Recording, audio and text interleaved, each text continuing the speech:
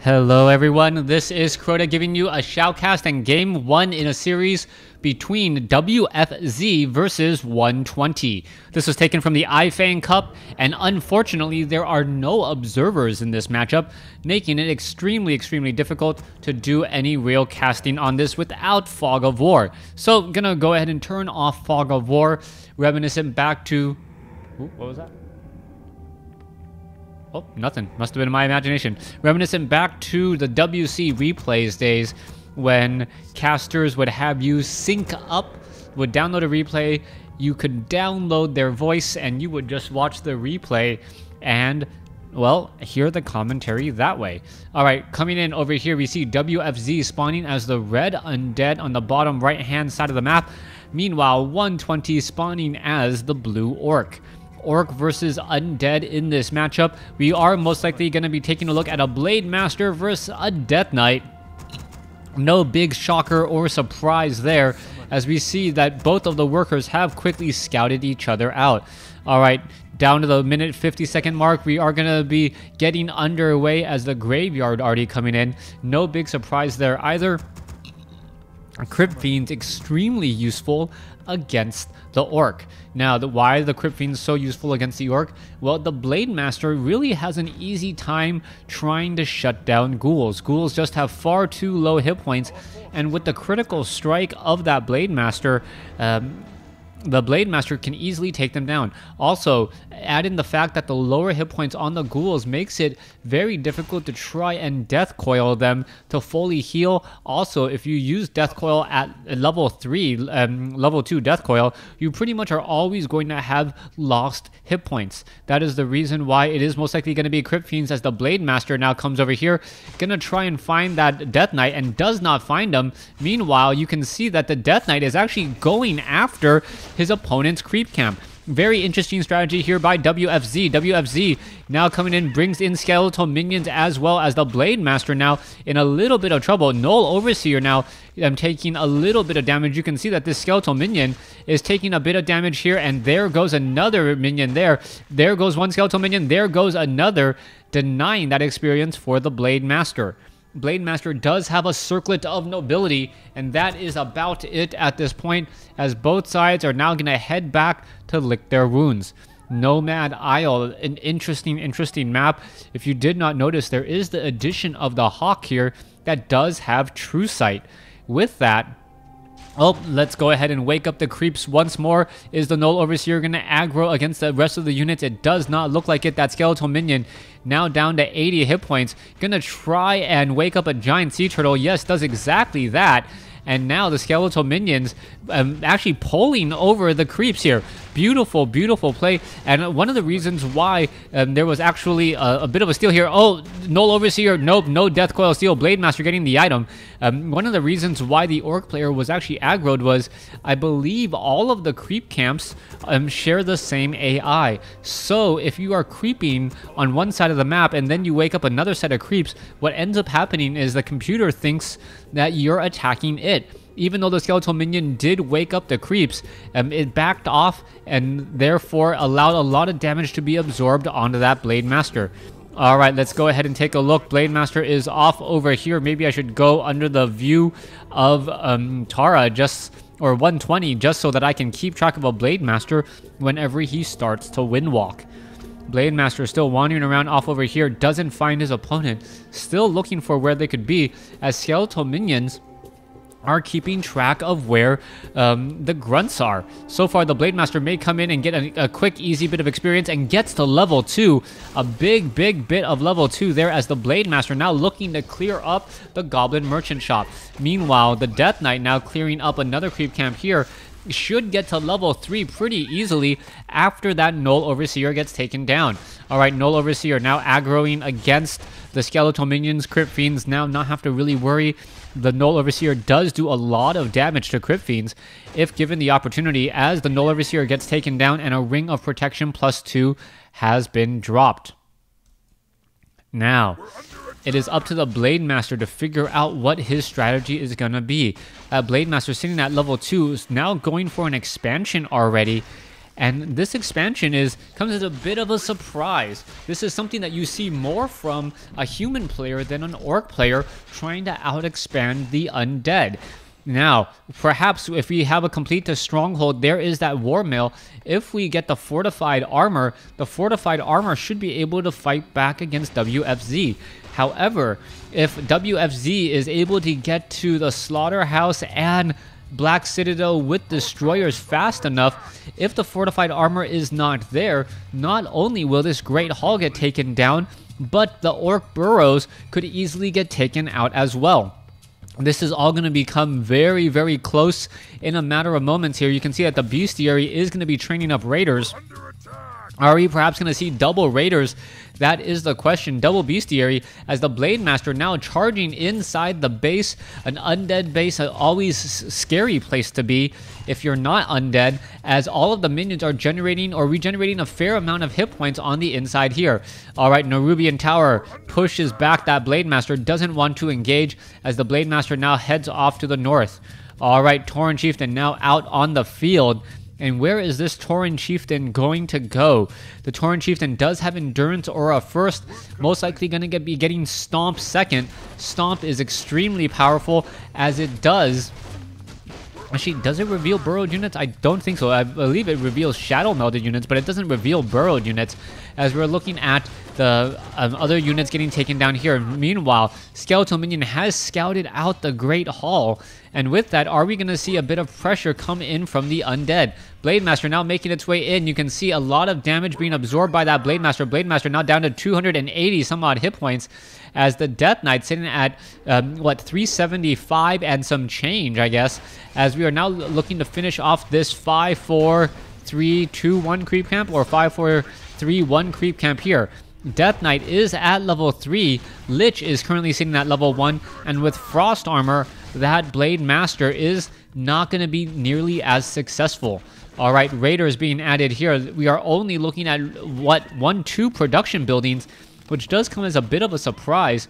Normally, Orc players like to get 3 production buildings, 1 barracks, 1 bestiary, and an additional bestiary or spirit lodge. We'll see what comes of that, as the Lich is now sitting at level 1, now making his way off to the north. Alright, that Blade Master not going anywhere, or not going to get stopped anytime soon, just able to run all the way up the center, or all the way up the right side, as the Death Knight does pick up an Orb of Corruption, may end up giving the Orb of Corruption to the Lich. Yeah, that -5 armor, so powerful. You can see that that Giant Wolf is essentially taking extra damage. Death Coil onto the Lich now, as we are looking to finish off the Renegade and Rogue Wizards. Alright, -6% damage. Well, that's 15% damage there, as you are going to see the Lich finish off the units here. Lich still sitting at level 2. I would have thought it would be further along to level 3 by now.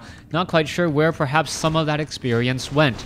Gargantuan Sea Turtle now getting cleared out. Tauren Chieftain going to be very close to 3. No, going to be at 3 once these turtles are taken down. I think he only needs 1, if not 2. Yeah, getting 2 turtles very quickly. And now that Tauren Chieftain at level 3 with 2 potions of invulnerability should have a very easy time getting in position to stun. Lich still sitting at level 2 now, and you can see that the Lich is the one with the potion of invulnerability.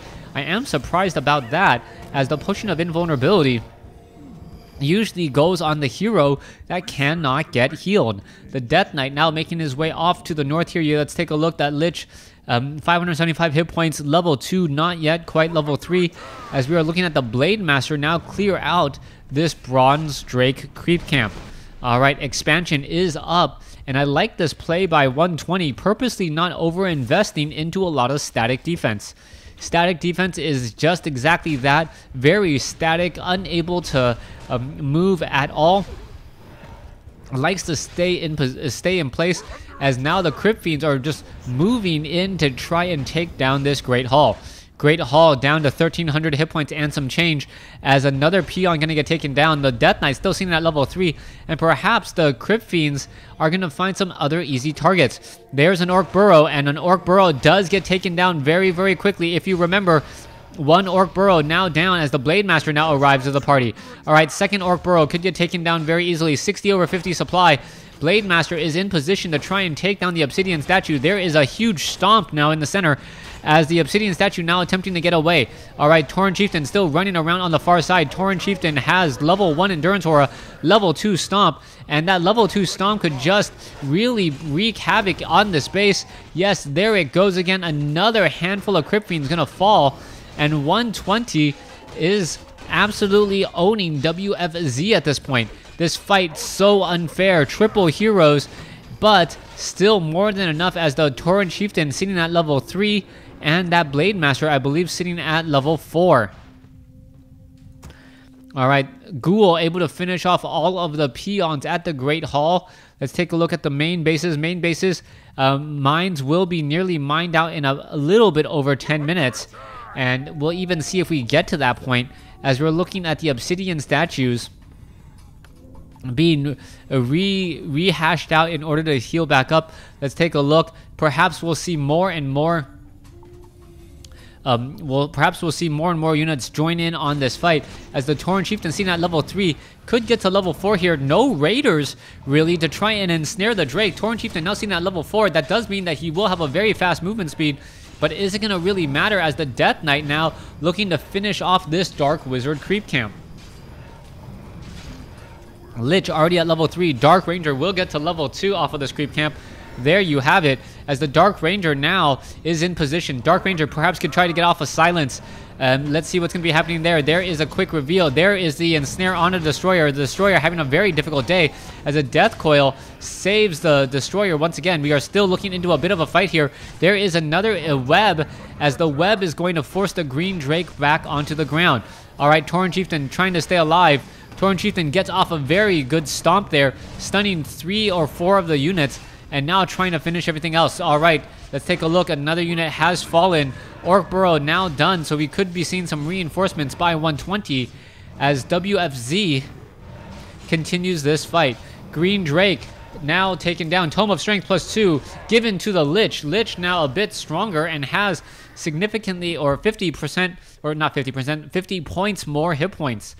Lich, Death Knight sitting at 33 over 43. Perhaps it should have been given the Tome of Strength +2, as it would have also given an additional +2 damage.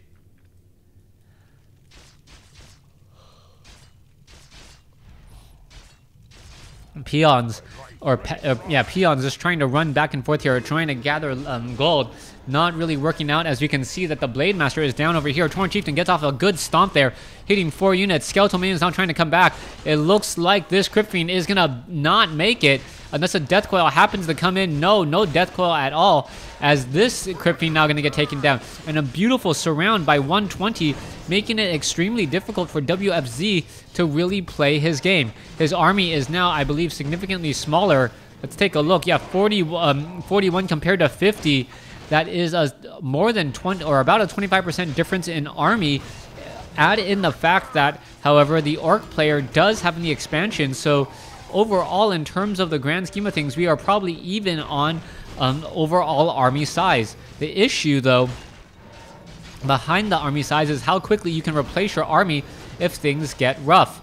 All right, Lich now continuing to move this counterattack here. Death Knight is in position, going after another unit. Is it going to get taken down? Yes, it will. The Death Knight still has plenty to do, and now it is going to go ahead and try to save the Obsidian Statue.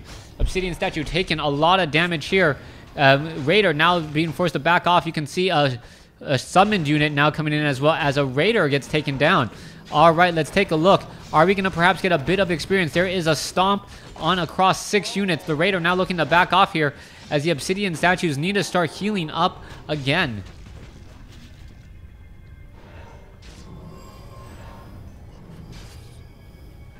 All right, here we go next. Destroyers in the air, trying to push this back. This attack is starting to fall a little bit flat here. And now the red Undead seems to be in dominant control. WFZ forcing 120 all the way back inside his base. And all the Death Knight really wants to do is make sure that this economic gain does not pay off. About 1,200 gold in the bank, which is a significant amount. Blade Master now coming in to engage, and the Blade Master may get taken down as well. Blade Master now trying to make his way out.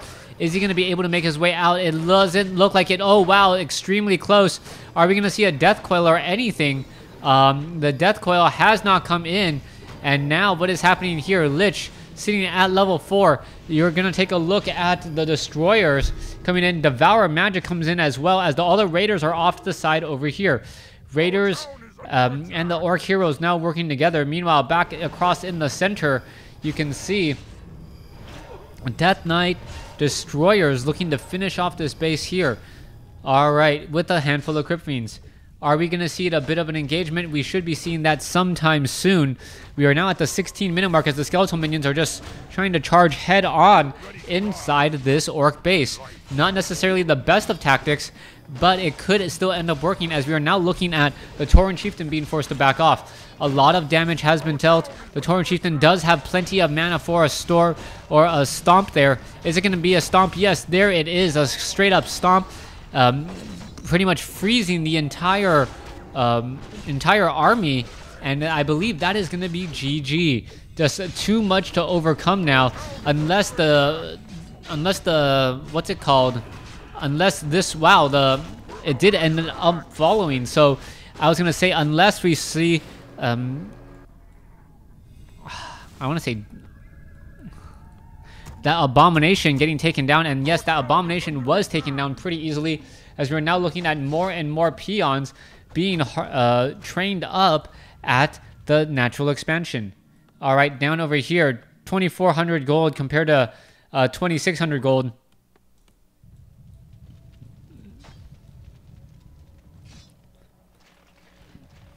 Meanwhile, we are now looking at where else there is to creep on the map. A lot of creep camps on the map still available. Archmage, Renegade Wizard still on the map as well. Vile Temptress should get cleared out pretty quickly, as the Blade Master sitting at level 5 does have a wide array of items to use. Perhaps could even use a Clarity Potion and a Healing Salve to try and clear up a slot for that Wand of Lightning Shield.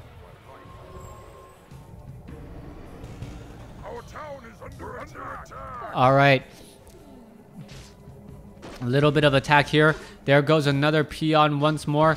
Let's see. It looks like this Great Hall will finally get taken down, but at what cost, as the Raiders are now rolling on in. There goes one Raider. That Raider pretty much didn't see what's coming for him after the Frost Nova and the attack from, and the armor reduction by the Dark Ranger. It didn't really have much of a chance. All right, Tauren Chieftain sitting at level 5 right now, looking to finish things up. Death Knight now sitting at level 5. And is that Tauren Chieftain going to be able to rush back in and deal enough damage? All right, Raiders are now trying to run all the way back here. They're going to run off to the north inside their opponent's base. Raiders trying to get away, and it looks like one will not be able to do so.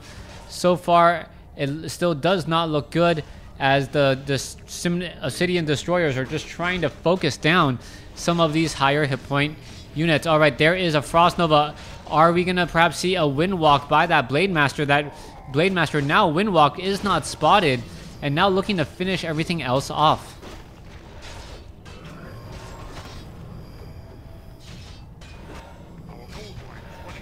All right, main gold mines are now starting to mine low.